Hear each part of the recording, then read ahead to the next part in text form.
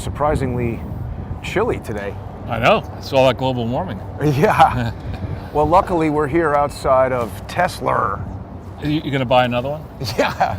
I can't even afford one. But it's, Charles, we've selected this location because I don't know if you saw that movie Tucker, A Man and His Dream, but it was about that car, the Tucker Torpedo, right, which was an American startup. Maybe people don't realize this, but the last American automotive startup that remains in business today prior to Tesla, do you know what it is? No. Chrysler. Wow. 90 years ago. Wow. So it's kind of a difficult thing to make cars, and the Tucker Torpedo, you know what? Do you know why that car ended? No. Because the car companies, the big companies got together and said, don't sell this guy tires, don't sell this guy. So just like they're doing to Tucker Carlson, it's the established operators that need to put a thumb on the scale when somebody has a better idea and a better approach. It's kind of like the stupid Mario brothers trying to strike this video already today. And it's a great reason why people should join us in 20 minutes in the First Amendment Forum, Charles. They're going to be able to get it on odyssey.com/@crowdsourcethetruth, crowdsourcethetruth.substack.com, of course, subscribestar.com, patreon.com/crowdsourcethetruth. And, there are separate subscriber offerings available on charlesortel.substack.com. We haven't yet worked out the sponsor-exclusive videos getting there, but how is the writing going on false philanthropy? Well, the writing's considerably advanced. I had to deal with something, and go this way. Just look at this young kid. I had to deal with something that delayed my plans a little bit, but there's quite a large amount of information going to come out in the within 3 days, I would say. One delayed thing, or two delayed things, and then a new topic. And just commenting a bit on Tucker, what I would say is that after Bret Baier prematurely, in my view, called the election, I just wigged out on Fox. I said, enough of this. I'm not watching this for a long time. Right. And then I started hearing, actually, our good Norwegian friends. Yeah, I just almost got my ankle broken. Sorry. Sure. Our good Norwegian friends were spending basically, they had people spending every night watching Tucker and writing stories about what Tucker was saying. They kept on talking to me about it. I said, maybe I ought to watch Tucker again. And I got into this habit of watching the end of The Five, some of the Bret Baier hour, but when they started talking about the common ground segment where they get a fake Republican and a fake Democrat to start agreeing on things, I got no interest in that. Kumbaya fest, no thank you. And then Jesse Waters, he's on, I guess, maternity leave or whatever they call it. Yeah, his wife had a baby. Now he's got 4 kids. I don't think it's smart to put pictures of your baby on the internet. I agree. Whatever. But he's been doing some good reporting, but I really got into the habit of watching Tucker for typically a half hour, because after a half hour, he would get into some tangential stuff that I wasn't really terribly interested in. And in the main, and if it was blockbuster stuff, I'd hear about it the next day. And Hannity, I've met him several times. I think in person he's a decent guy. He has a storied career, but he's unwatchable. I agree. And he's just constantly reading lists. Right. And having these audience shows where he's throwing footballs. Stupid. It's not. But the guy's a workhorse. He does 3 hours a day of radio and then an hour of TV every day. He's making about 7,000 times more money than I am, and I guarantee he's doing less work.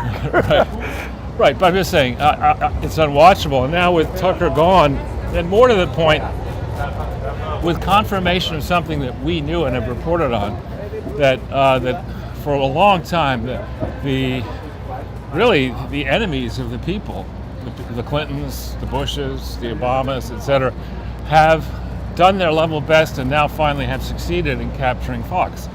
They inserted a guy named Jim Kennedy into Fox, who was on Hillary's staff and had worked at the Clinton Foundation during the period when it didn't exist. And he's a producer or something? He's the head of education. He used to be a Fox, but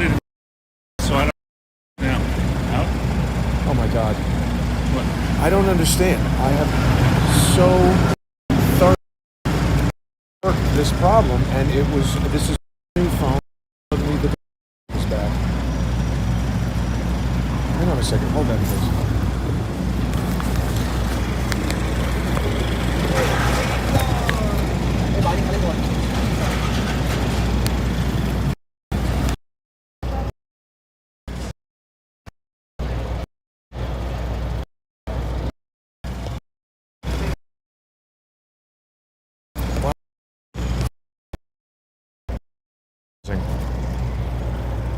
So, pretty weird please looking. continue. So, I think I was saying, so this Jim Kennedy guy was on the Clinton staff somehow, and then he got inserted he was in the Clinton Foundation from, I want to say, 2002 or 2 to about 2008. And from 2008, after then, this is precisely when the Clinton Foundation was absolutely destroyed from a legal standpoint. And nonetheless, the guy's taking a pretty high, I think a 6-figure compensation to serve as the communication. Do we want to walk by Google or not? Sure. The communications director for the Clinton Foundation. This is precisely when the Commonwealth of Massachusetts bounced the HIV/AIDS operation for, I would argue, fraudulent filings, but that's not the reason that's in the file. This guy's centrally involved in that, and then he goes to be a top guy at Fox, where he stuck around for a while. And I think within news and Fox, we know that Lachlan Murdoch and his brother James both have annoying wives who are, in one case, one of them worked for the Clinton Foundation in the fake Clinton Climate Initiative, to which Rupert Murdoch donated reportedly $5 million. So, we know there are suits and owners. You good?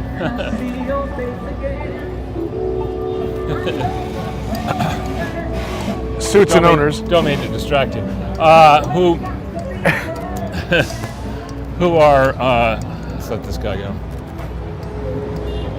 Inside the Fox umbrella and advertisers. The hen house, so to speak. Exactly, right. And we also know that there are,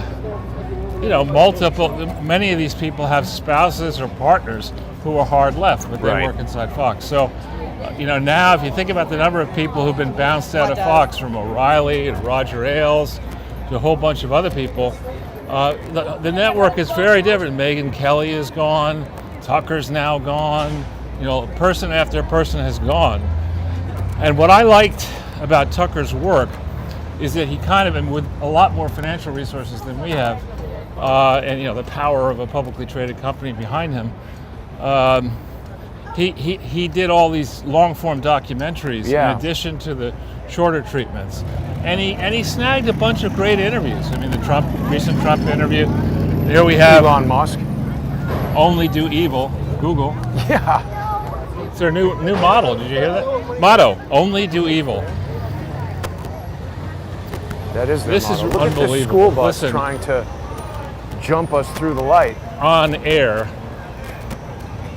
And this is lethal transportation. So, From the Bronx. right. These are all these people who are like glued to their cell phones, walking down the street expecting us to get out of their way. But that's not going to happen. Anyway, so Tucker, I think, he was doing traditional stuff in a traditional format, but he was doing it very, very well. And on top of that, he sat for other people's podcasts, and he gave a speech. I don't know if you saw that. I saw that, the Heritage Foundation. I thought it was very good. very good, particularly given that he did it with no notes. I mean, I don't think Joe Biden could give a 2-minute speech without several machines talking into his ears. There's a lot of room in his head for those machines because there's no brain left.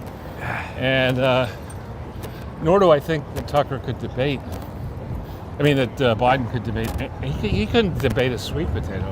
Well, luckily, there's going to be no debates Well, yeah. for him. People are speculating that Tucker might run for president. People are speculating that he might be vice president with Trump. People are speculating that Fox is going to pay out the rest of his contract to prevent him from doing a podcast or something. We really don't know. We still didn't even know if he was fired or he quit. He There's was a fired. lot of rumors. He was fired. Well, but was he fired, or was it a question of they said you can't do this story and he quit on the spot? Because I've heard that as well. He was told That he can't do this story about Ray Epps. but minutes before he was going to But start I'm the saying show. what I've heard is that he was told that unexpectedly and then just said, okay, then I quit and left. I know of that happening to several people, including me. Right, that's the way they like to do it. So 17th, right? Yeah.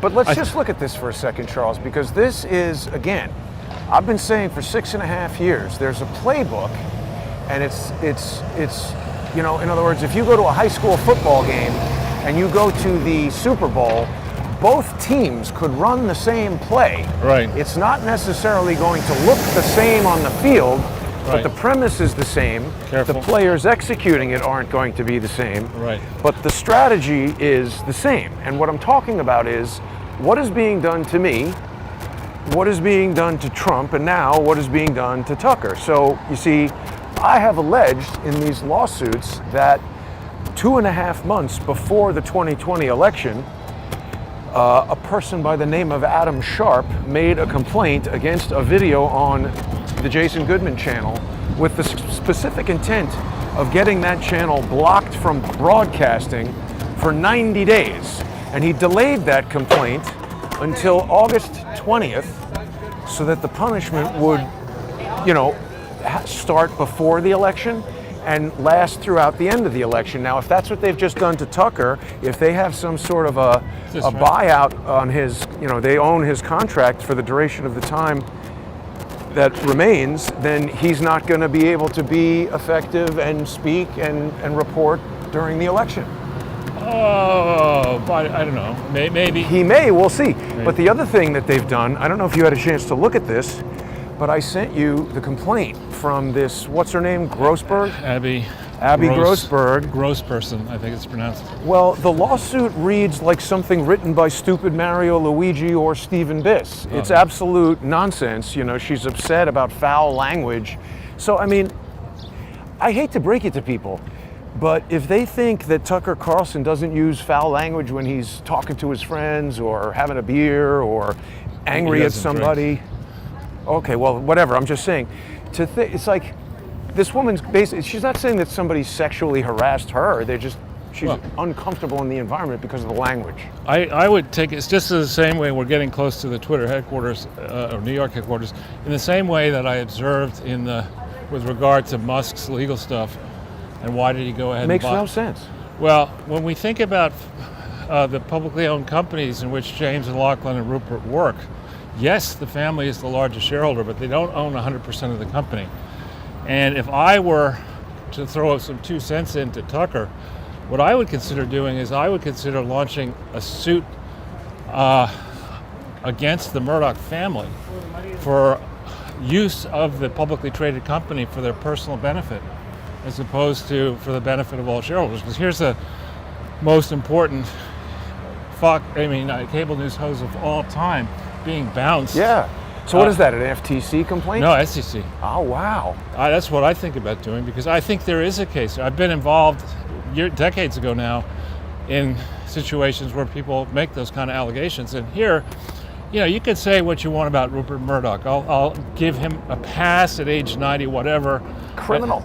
Well, he can say that he has a valid right to be whatever he is. Hacking phones? No, an officer or a chairman or whatever his title is, because he has a 7-decade-long career in many different buckets that he owned. But his sons do not have that right. Yeah.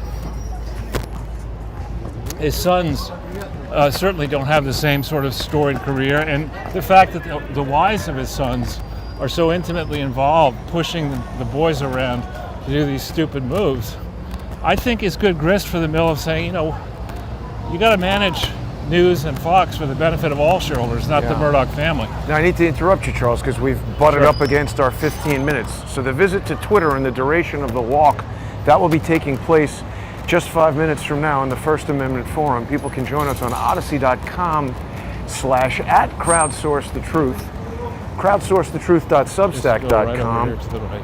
Subscribestar.com/crowdsourcethetruth and patreon.com/crowdsourcethetruth. It's extremely important that people sponsor the show. The stupid Mario brothers, I'm not kidding, tried to strike this video, sent an email to Lucasfilm instructing them to start a lawsuit against me for copyright infringement. Sounds like something that I allege was done in July of 2020 with the National Academy of Television Arts and Sciences. I see a pattern here. Become a sponsor, join us in the First Amendment Forum. You're going to get access to all of these videos, and you're going to help me thwart the social engineers that are trying to suppress the First Amendment. They are evil enemies of the First Amendment and the Constitution of the United States. Help us fight them. We'll see everybody in 5